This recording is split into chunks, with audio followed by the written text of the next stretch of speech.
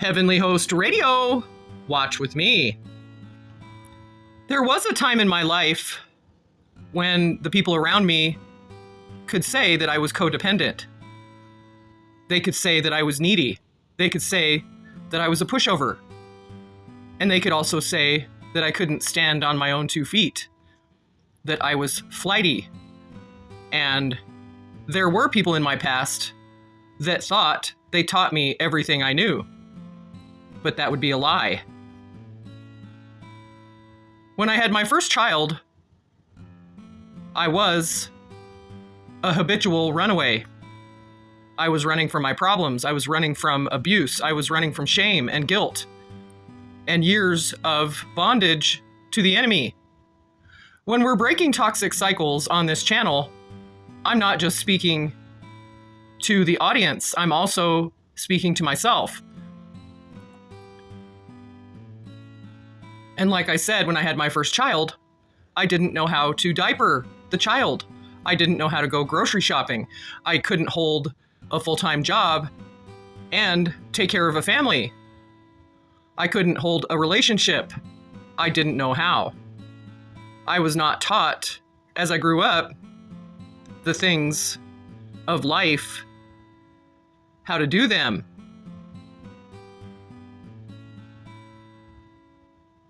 When I had my first child, I did not know how to diaper the child. I did not know how to manage a household. I didn't know how to pay bills or do the things that were normal, that other people would consider normal. I could follow orders and I was hypercritical of everything I did, but I didn't have the wisdom of doing it on my own or standing on my own 2 feet. After deliverance, though, things changed for me. God set me on my own 2 feet. He balanced my mind. He balanced my emotions. He helped me with forgiveness. And he set me free from the bondage of the enemy. So my actions today are completely opposite of the way I was several decades ago. Before deliverance, I allowed people to speak disrespectfully to me. I allowed people to push me around and get in my space. And also I allowed people to hurt me. And that didn't stop at just emotionally. They were hurting me physically. They were being abusive, physically damaging, and my emotions were disconnected. So if people called me an airhead or uneducated or stupid, that's because they didn't know me. So when God took me from where I was to where I am now, things have changed dramatically. If I were to look back and give you an example of the things that I was doing before I went through deliverance, I could tell you that I was addicted. Before I went through deliverance, I could tell you that I was addicted. I had my mother's voice in my head. I was constantly looking over my shoulder. I was running from my problems. And I was also stuck in toxic cycles, completely bound by the enemy. I did not know how to stand on my own 2 feet.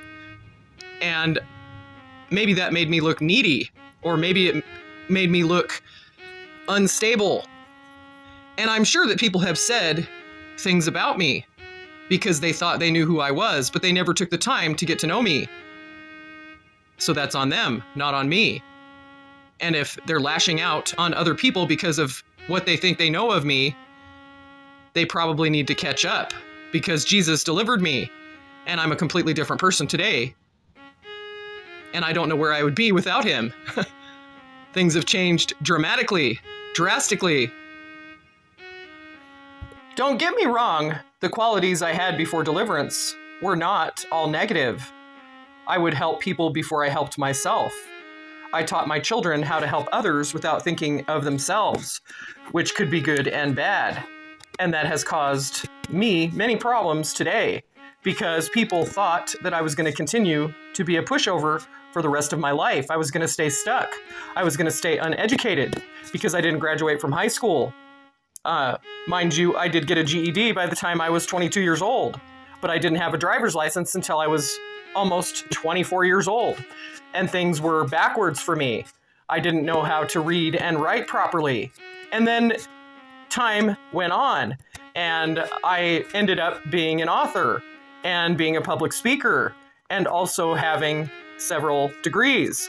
and being a teacher for about 17 years really helped with grounding me to help others and teach them.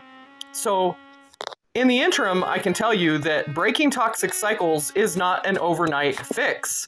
When you are delivered and Jesus steps into your life, things will change drastically. And there is a bridging of the gap. Jesus bridges the gaps in our life where we think we were, that we would stay there. It just doesn't work that way. He actually mends the broken parts of our lives and brings us up to speed. That includes bringing us up to speed in knowledge and wisdom, because the truth will set you free.